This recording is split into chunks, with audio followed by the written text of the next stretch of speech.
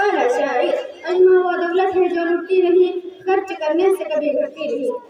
صدر جی وقار مشرف مربی اساتذہ اکرام اور میرے سامنے بیٹھے ہوئے محترم سامعین، آج میں آپ حضرات کے سامنے جو موضوع لے کر حاضر ہوئی ہوں وہ ہے اسلام میں تعلیم نسواں کی اہمیت و فضیلت۔ محترم سامعین و سامعات، تعلیم ہر دور میں انسان کی ضرورت بنی ہے اور قوموں نے اس کے ذریعے شوکت و برتری حاصل کی ہے۔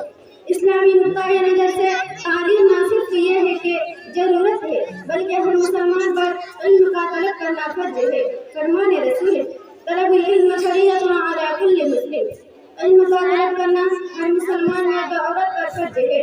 تعلیم کی اہمیت کا اندازہ اس بات سے کیا جا سکتا ہے کہ قرآن کریم کی وحی کا آغاز اقرا سے ہوا۔ ارشاد ربانی ہے اقرا بسم ربک الذی خلق، اس رب کے نام کے ساتھ پڑھ جس نے پیدا کیا۔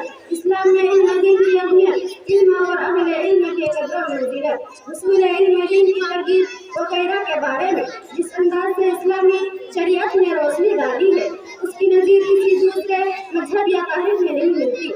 اللہ تعالیٰ نے قرآن مجید میں کبھی اہل علم کے درجات کو بلند کرتے ہوئے فرمایا یرفع اللہ الذین آمنوا منکم والذین اوتوا العلم درجات، تو کبھی عالم اور جاہل کے درمیان فرق و امتیاز کو اجاگر کرتے ہوئے فرمایا هل يستوي الذین یعلمون والذین لا یعلمون، اور ہمارے رسول صلی اللہ علیہ وسلم نے تو علم کے راستہ کو جنت کا راستہ اور اس کے سفر کو سفر فی سبیل اللہ جیسے فضائل کا ذکر کر کے علم دین کی فضیلت و اہمیت پر چار چاند لگا دی ہے۔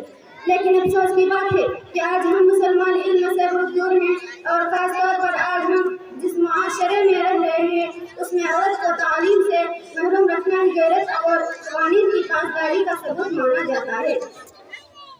جو عورتیں اور جو مائیں نسلیں پیدا کرتی ہے، اگر ان ماؤں کو تعلیم سے دور رکھا جائے تو آپ کس قسم کی نسلوں اور قوموں کی امید رکھتے ہیں؟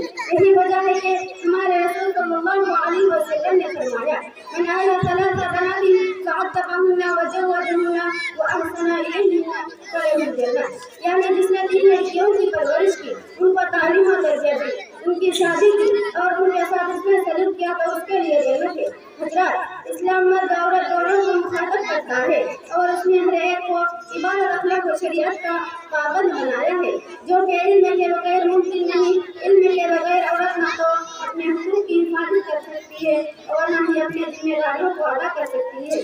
اس لیے مرد کے ساتھ ساتھ عورتوں کی تعلیم بھی نہایت ضروری ہے۔